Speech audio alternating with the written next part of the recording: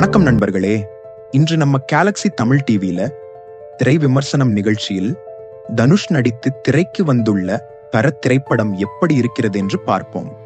விமர்சனத்தை இறுதி வரை பாருங்க. உங்க கருத்துக்களை கமெண்ட்ல சொல்லுங்க. இப்படத்துல தனுஷ், மமிதா பைஜு, AS ரவிக்குமார், ஜெயராம், சுராஜ், பிருத்வி பாண்டியராஜ், கருணாஸ் மற்றும் பல முன்னணி நடிகர்கள் நடித்துள்ளனர். இயக்கம் விக்னேஷ் ராஜா, ஒளிப்பதிவு தேனி ஈஸ்வர், படத்தொகுப்பு ஸ்ரீஜித் சரங், இசை ஜிவி பிரகாஷ், தயாரிப்பு வேல்ஸ் பிலிம்ஸ். இன்டர்நேஷனல் கதை என்னன்னா, தனுஷ், பிருத்வி இரண்டு பேருமே படத்தின் முதல் காட்சியிலேயே MLA வீட்டை திருட செல்கின்றனர். அதில் தனுஷ் மட்டும் மாட்டுகிறார்.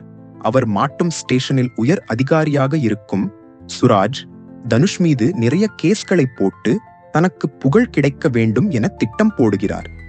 இதை அறிந்த தனுஷ் சுராஜை அடித்து அங்கிருந்து தப்பித்து ரேணிகுண்டா சென்று மமிதா பைஜுவுடன் வாழ்ந்து வருகிறார். ஆனால் கஷ்டம் அவரை விட்டு வைக்கவில்லை. இதனால் ஹோட்டல் ஆரம்பிக்க முடிவு செய்கிறார். இதனால் தன் சொந்த ஊருக்கு வந்து தன் அப்பா KS ரவிக்குமாரிடம் நிலத்தை விற்று பணத்தை கேட்க பிறகுதான் தெரிகிறது அவரே நிலத்தை வங்கியில் அடமானம் வைத்து தான் டிராக்டர் வாங்கியுள்ளார் என்பது. ஒரு கட்டத்தில் வாங்கிய கடனுக்காக நிலத்தை பேங்க் ஜப்தி செய்ய KS ரவிக்குமார் இறந்து போக தன் அப்பாவை தன்னுடைய நிலத்தில் அடக்கம் செய்ய வங்கி மறுக்க, இப்படி எல்லா திசைகளிலும் தனுஷை சூழ்நிலைகள் நெருக்க, பிறகு தனுஷ் எடுக்கும் அதிரடி முடிவுகளே கதை. தனுஷ்கர சாமியாக வாழ்ந்து உள்ளார்.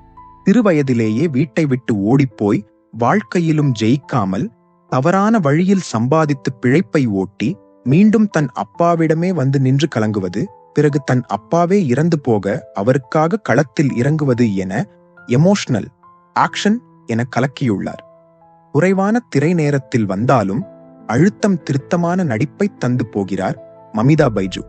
தன்னை விளம்பரப்படுத்திக் கொள்ளும் நோக்கத்திலேயே இருக்கும் காவல் அதிகாரி கதாபாத்திரத்தில் சுராஜ் வெஞ்சாரமோடு சிறப்பான நடிப்பை தந்துள்ளார்.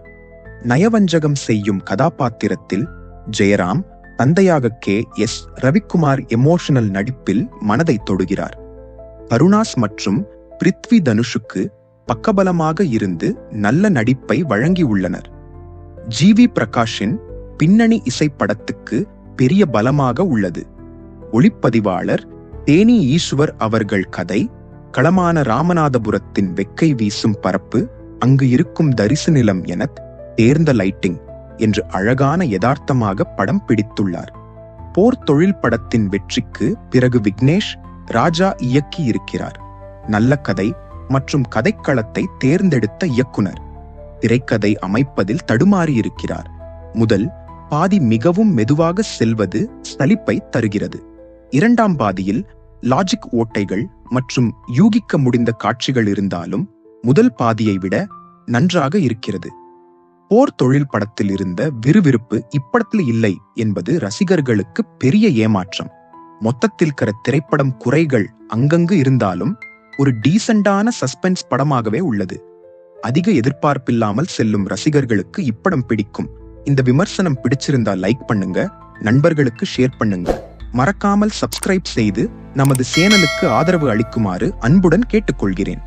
மீண்டும் ஒரு திரை விமர்சனத்தில் சந்திக்கிறேன். நன்றி.